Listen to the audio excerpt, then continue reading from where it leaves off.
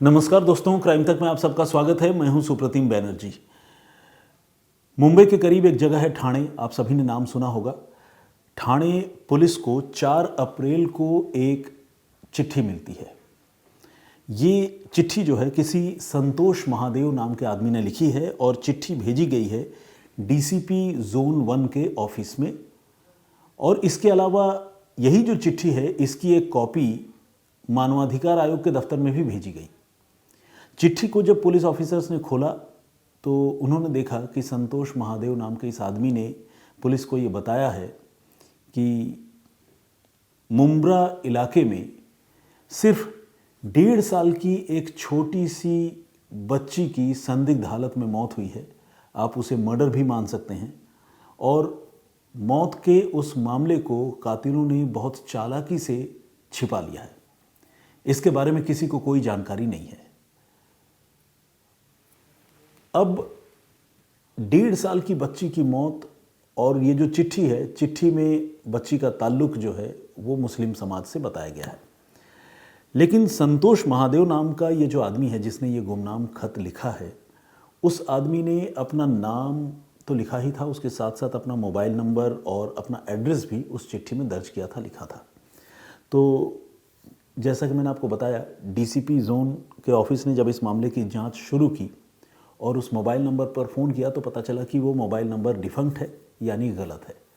Police की एक team जो है उस पते पर भेजी गई जहां संतोष महादेव ने अपना पता बताया था, लेकिन वहां जाकर पता चला कि वो पता ही गलत है, वो पता एग्जिस्ट ही नहीं करता है।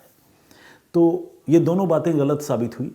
लेकिन चूंकि एक एनोनिमस कॉल था, मतलब लेटर था, और आम तौर पर इस तरह का इन्फॉर्मेशन देने वाले लोग अपनी पहचान गुप्त रखना चाहते हैं, क्योंकि लोगों को ये लगता है कि भाई कौन झमेले में पड़े, मर्डर केस के बारे में बता रहा हूँ तो क्यों अपना पता देना या मोबाइल नंबर देना।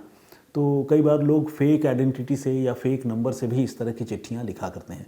तो इसीलिए पुलिस जो होती है, पुलिस का ये काम है कि वो इस तरह के लेटर्स में जो भी इंफॉर्मेशन है उसको वेरीफाई करे, चाहे वो गलत निकले या सही निकले।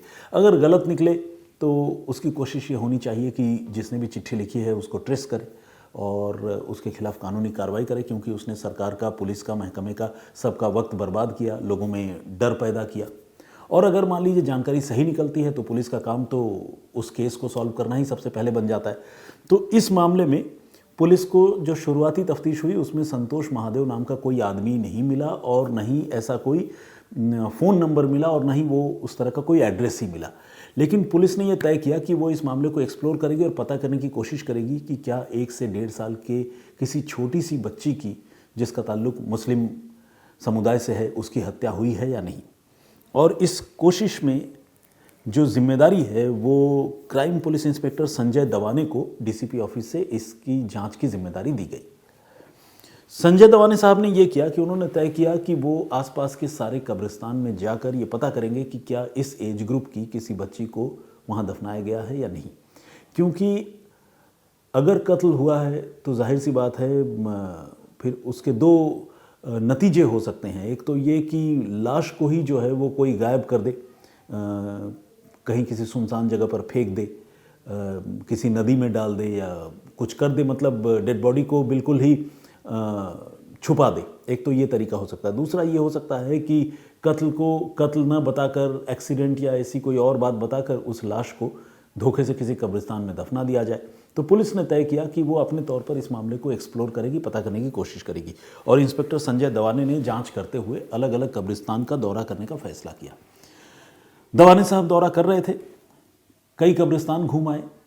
एक कब्रिस्तान जो मुंब्रा इलाके में है उसका नाम है कौसा मुंब्रा कब्रिस्तान। उस कब्रिस्तान में पुलिस को यह पता चला कि उसे 18 तारीख को उस कब्रिस्तान में, यानी 18 मार्च को, एक 1.5 साल की बच्ची को दफनाया गया है। अब ये इंफॉर्मेशन बिल्कुल जो गुमनाम चिट्ठी में लिखी बातें थी उससे हूबहू मेल खा रही थी, क्योंकि जिसने चिट्ठी लिखी थी उसने भी तकरीबन 1.5 साल के किसी बच्ची के कत्ल की बात लिखी थी, और साथ ही ये भी बताया था कि मुस्लिम समाज से उसका ताल्लुक़ है, और यहाँ 1.5 साल की एक बच्ची को दफनाया भी गया था और मुस्लिम कब्रिस्तान में दफनाया गया था। तो ये जब पता चली बात पुलिस को, तो पुलिस ने उस कब्रिस्तान में जाकर जो भी उसका केयर टेकर था उससे कहा कि ठीक है, रजिस्टर दिखाओ ताकि हम ये देख पाएँ कि वो बच्ची कौन थी और क्या मामला था। तो जो भी वहाँ का केयर टेकर था उसने रजिस्टर दिखाया। बच्ची का नाम था लबीबा शेख और उम्र थी 18 महीने, यानी वही कोई 1.5 साल। और साथ में एक डेथ सर्टिफिकेट भी उस लड़की का पुलिस मतलब कब्रिस्तान मैनेजमेंट के पास मौजूद था। अब डेथ सर्टिफिकेट का मौजूद होना इस बात की तस्दीक कर रहा था कि उस बच्ची की मौत जो है कोई एबनॉर्मल मौत नहीं है, बल्कि उसको नॉर्मल डेथ हुई है या कोई फेटल एक्सीडेंट या ऐसी कोई चीज़ होगी। हालांकि एक्सीडेंट अगर हो तो पुलिस केस बनता है, लेकिन डेथ सर्टिफिकेट अगर किसी डॉक्टर ने दे दिया है और उस डेथ सर्टिफिकेट के आधार पर अगर बच्ची का कफन दफन हो गया तो आप समझ लीजिए कि वो डेथ सर्टिफिकेट जो है नॉर्मल डेथ के हक में ही इशारा कर रही होगी या नॉर्मल डेथ का ही पता दे रही होगी। तो खैर, एक डेथ सर्टिफिकेट के बारे में भी पुलिस को पता चला और ये सर्टिफिकेट भी मुंबई के एक लोकल हॉस्पिटल से जारी किया गया था। लेकिन इस सर्टिफिकेट की वैलिडिटी पर एक बड़ा सवाल था। वो सवाल इसलिए था क्योंकि अगर तो बच्ची की मौत के पीछे कोई साजिश थी और वाकई बच्ची की मौत जो है नॉर्मल मौत नहीं थी बल्कि उसे मारा गया था, तो फिर डेथ सर्टिफिकेट भी सवालों के घेरे में होना लाजमी है, क्योंकि ऐसे किसी मौत पर कोई हॉस्पिटल कैसे डेथ सर्टिफिकेट दे सकती है जब तक इस मामले की जांच पुलिस से न करा ली जाए। तो ये अपने आप में एक बड़ा सवाल था। लेकिन पुलिस ने क्या किया कि पुलिस ने ये तय किया कि वो इस डेथ सर्टिफिकेट की जांच करने से पहले उस मुंब्रा इलाके में, उस लोकेलिटी में जो हॉस्पिटल्स है, वहाँ जाकर पुलिस ये वेरीफाई करेगी, पता करेगी कि क्या इस एज ग्रुप की किसी लड़की को कभी भी इस कब्रिस्तान में लाए जाने से पहले इलाज के लिए कहीं लाया गया था या नहीं। तो पुलिस अलग अलग हॉस्पिटल्स में जाने लगी। इंस्पेक्टर संजय दवाने की टीम जो है वो चक्कर लगाने लगी और इसी क्रम में पुलिस को प्राइम हॉस्पिटल में इससे जुड़ी हुई एक जानकारी, एक खबर मिली। पुलिस को पता चला कि प्राइम हॉस्पिटल में 18 मार्च को ही एक 1.5 साल की छोटी सी बच्ची को उसके पेरेंट्स यानी उसके माता पिता लेकर आए थे और उसके सिर में चोट लगी हुई थी और सिर से काफ़ी खून बह रहा था। डॉक्टरों ने जब इस चोट के बारे में पीड़ित बच्ची के माता पिता से पूछा तो दोनों ने ये बताया कि बच्ची को स्किन एलर्जी है और ऐसे में स्किन जो है वो अपने आप फट जाती है और ढेर सारा खून किसी भी जगह से कभी भी रिसने लगता है, बहने लगता है। तो ये बात जब डॉक्टरों ने सुनी तो वो काफ़ी हैरान हुए। हालांकि उन्होंने अपने लेवल पर बच्ची को जितना हो सकता था ट्रीट किया प्राइम हॉस्पिटल में और फिर उन्होंने उस बच्ची को आगे किसी बड़े हॉस्पिटल में इलाज के लिए रेफ़र कर दिया। ट्रीट तो डॉक्टर्स ने किया, लेकिन डॉक्टर के मन में एक खटका सा था कि जो स्टोरी इस बच्ची के पेरेंट्स ने बताई, क्या वो स्टोरी सही है या फिर इस बच्ची के सिर में किसी घातक चीज़ से हमला किए जाने या किसी चीज़, भारी चीज़ पर वो गिर जाने की वजह से बच्ची को इस तरह की चोट लगी है। इस तरह का डाउट जो है उस डॉक्टर के मन में था। हालांकि दिक्कत ये हुई कि उस डॉक्टर ने तब इस डाउट के बारे में पुलिस को इन्फॉर्म नहीं किया और पुलिस को इन्फॉर्म करने की जगह उन्होंने इस केस स्टडी को या बच्ची को, जो भी कहें, पीड़ित बच्ची को आगे किसी दूसरे हॉस्पिटल के लिए रेफ़र कर दिया। अब दूसरे हॉस्पिटल में भी पुलिस पहुंची और उस बच्ची के बारे में और ज़्यादा जानकारी जुटाई। तो जानकारी जुटाने पर यही पता चला कि बच्ची के सिर में घातक चोट लगी थी जिसकी वजह से उसकी मौत हुई। और डॉक्टरों को चोट वाली बात तो लग रही थी, लेकिन बच्ची के माता पिता बार बार ये बता रहे थे कि बच्ची को कोई एलर्जी वाली परेशानी है जिसकी वजह से ऐसा हुआ है। तो जब पुलिस को ये जानकारी हॉस्पिटल से मिली तो पुलिस ने फिर तय किया कि अब बच्ची के माता पिता से बात करना और मिलना ज़रूरी है। हॉस्पिटल से ही बच्ची के माता पिता का एड्रेस भी मिल गया। बच्ची के पिता का नाम मोहम्मद जाहिद और बच्ची की माँ का नाम नूरानी है। तो पुलिस जाहिद और नूरानी के पते पर पहुंची मुंब्रा इलाके में। ये जाहिद जो है एक मदरसे में मौलवी का काम किया करता था, यानी मदरसे में बच्चों को दीनी तालीम दिया करता था, पढ़ाया करता था। और नूरानी हाउसवाइफ थी। और ये जो बच्ची है ये इस जोड़ी की 5वीं संतान थी और मेरे ख्याल से दूसरी बेटी थी। तो पुलिस ने जब इनसे पूछताछ की तो इन्होंने पुलिस को बताया कि हाँ, उनके बच्ची की अभी कुछ रोज़ पहले मौत हुई है, लेकिन वो तो बीमार थी, उसको एलर्जी थी, तो उसके स्किन से खून आया करता था और उस रोज़ सिर के हिस्से से खून बह रहा था। वो डॉक्टर के पास ले गया लेकिन बच्ची बच नहीं पाई। तो ये बात लेकिन अपने आप में बहुत अजीब थी, क्योंकि स्किन एलर्जी तो कई तरह की होती है और ऐसी स्किन एलर्जी भी होती है जिसमें मान लीजिए कोई स्किन का कोई हिस्सा फट जाए और खून निकले। आमतौर पर तो ठंड के दिनों में भी आपको पता है कि स्किन जब ड्राई हो जाती है तो फटता है, खून भी निकल आता है। लेकिन इतना खून निकले कि किसी बंदे की मौत हो जाए और वो खून किसी घातक चोट के जैसा नज़र आए, ऐसा आमतौर पर नहीं होता। लेकिन डॉक्टर्स ने इसके बारे में पुलिस को बताया था। ऐसे में पुलिस ने जाहिद और नूरानी से अलग अलग पूछताछ करने का फैसला किया और इस पूरे घटनाक्रम, बच्ची के स्किन में घाव होने से लेकर उसके कफन दफन तक की पूरी प्रक्रिया जो है, माता पिता दोनों से अलग अलग पुलिस ने पूछा।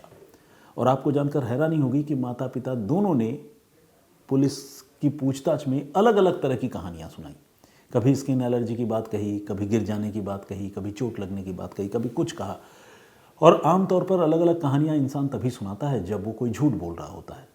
तो पुलिस को शक तो पहले ही था, गुमनाम चिट्ठी ने भी इशारा दिया था, और जब ये माता पिता इस तरह की बातें करने लगे तो पुलिस का शक जो है वो यकीन में बदल गया।